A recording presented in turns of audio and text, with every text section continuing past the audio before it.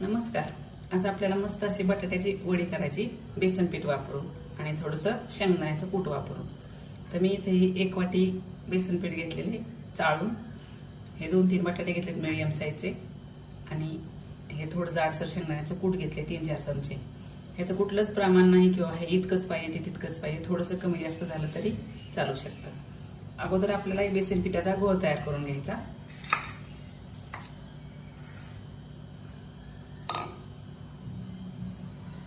यासाठी मोजून पाणी फक्त घ्यायचं.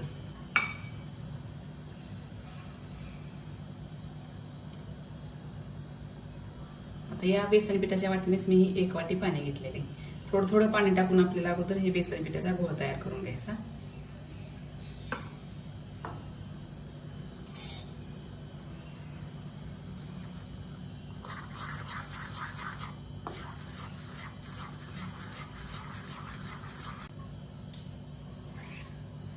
हे पहा, आता आपलं हे व्यवस्थित बॅटर तयार झालेले, गुठळी अजिबात झालेली नाही. त्यामध्ये आपल्याला आपल्या आवडीनुसार मिरची पावडर टाकायची, हे चवीनुसार मीठ टाकायचं, अर्धा चमचा धना पावडर,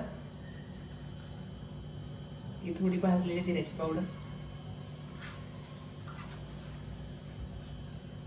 आणि थोडी हळद आणि थोडासा हिंग.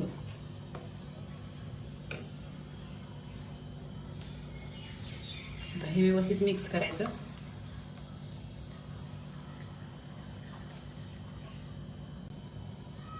आता हे व्यवस्थित मिक्स झालेले मसाले सगळे. आता हे आपण बाजूला ठेवू आणि बटाट्याचं आपल्याला साल काढायचं आणि हे अशा मोठ्या किसणीनं किसून घ्यायचं. एकदम जी बारीक किसणी असते, आपण चहारा आलं किसतो तिने नाही किसायचं, थोड्याशा जाडसर मोठ्या किसणीने किसून घ्यायचं. आता बटाटे आपल्याला असं एका भांड्यामध्ये पाणी घ्यायचं आणि त्यामध्ये किसून घ्यायचे.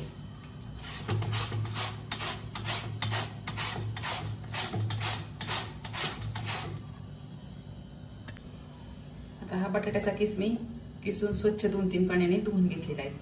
तर या वाटीने मी बेसन पीठ घेतलं, तर हा किस या वाटीने 1.5 वाटी भरलेला आहे. साधारण थोडासा जास्त, बेसन पिठापेक्षा थोडासा बटाट्याचा किस जास्त झाला पाहिजे.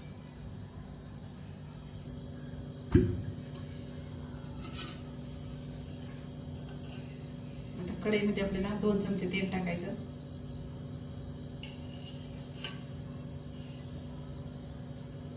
यामध्ये अर्धा चमचा जिरे टाकायचे.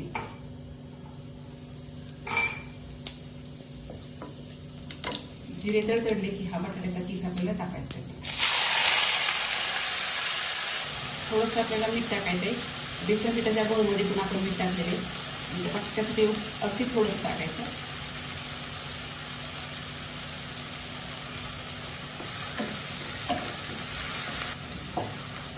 हे बटाटे शिजण्यासाठी आपल्याला 1 वाटी पाणी टाकायचं.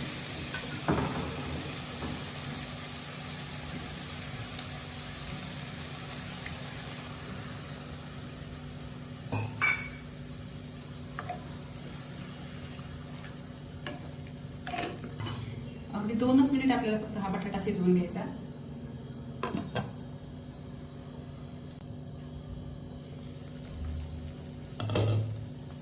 आता 2 मिनिटं झालेली. आपला बटाटा शिजलेला आहे. जास्त गाळ नाही शिजवून द्यायचा, फक्त त्याचे 2 तुकडे झाले इतपतच शिजवून घ्यायचा. आता यामध्ये आपलं हे जे बेसन पिठाचं बॅटर होतं ते यामध्ये हळूहळू आपल्याला टाकायचं. एका हातानं बॅटर सोडायचं आणि एका हातानं हलवत राहायचं.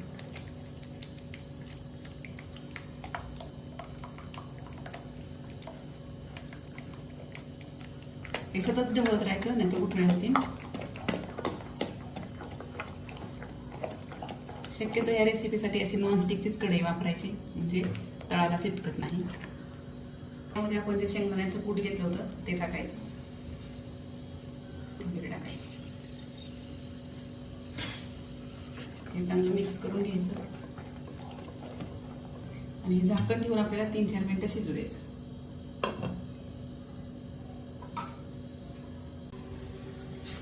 आता आपलं हे मिश्रण व्यवस्थित झालेले. असं जर घेतलं तर पटकन पडलं नाही पाहिजे. आता हे काढून आपल्या एका ताटलीमध्ये थापून घ्यायचंय.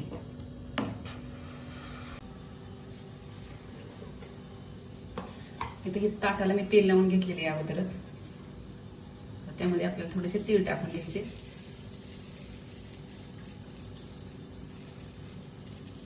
आणि हे बॅटर आपल्याला त्यामध्ये टाकायचं.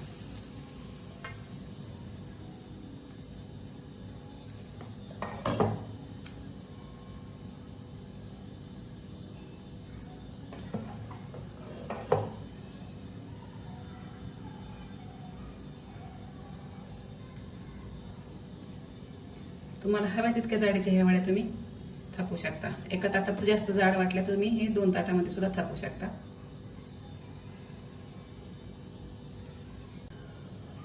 आता हे मिश्रण थापून झालेले. आता वरतून सुद्धा आपल्याला थोडेसे तीळ टाकायचे.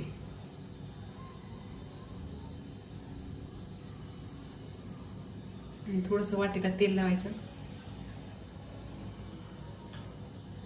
हे तीळ थोडे हलक्या हाताने असे दाबून घ्यायचे.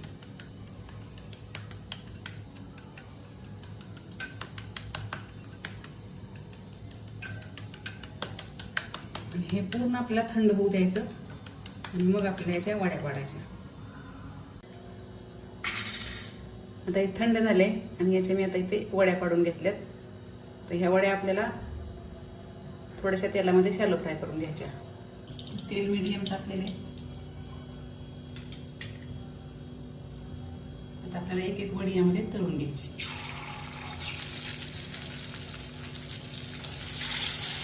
आणि गॅस मीडियम ठेवायचा.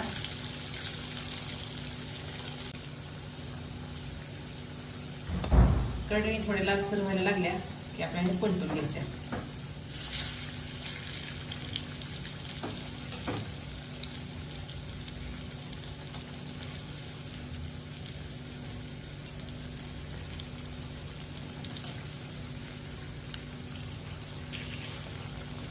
अशाच लाल कलरवर खालची बाजू भाजून घ्यायची.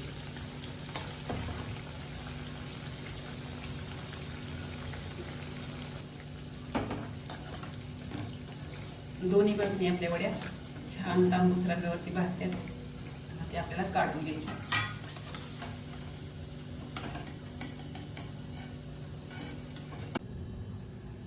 मस्त आपली ही बटाट्याची वडी तयार आहे. एकदम कुरकुरीत. तुम्ही नक्की करून बघा. आवडल्यास लाईक करा, शेअर करा आणि चॅनलला सबस्क्राईब करा. ही वडी दह्यासोबत किंवा हिरव्या चटणीबरोबर तुम्ही कशावरही खाऊ शकता. संध्याकाळी जर वड्या तयार करून ठेवल्या तर सकाळी तुम्ही मुलांना डब्याला सुद्धा फक्त तळून देऊ शकता.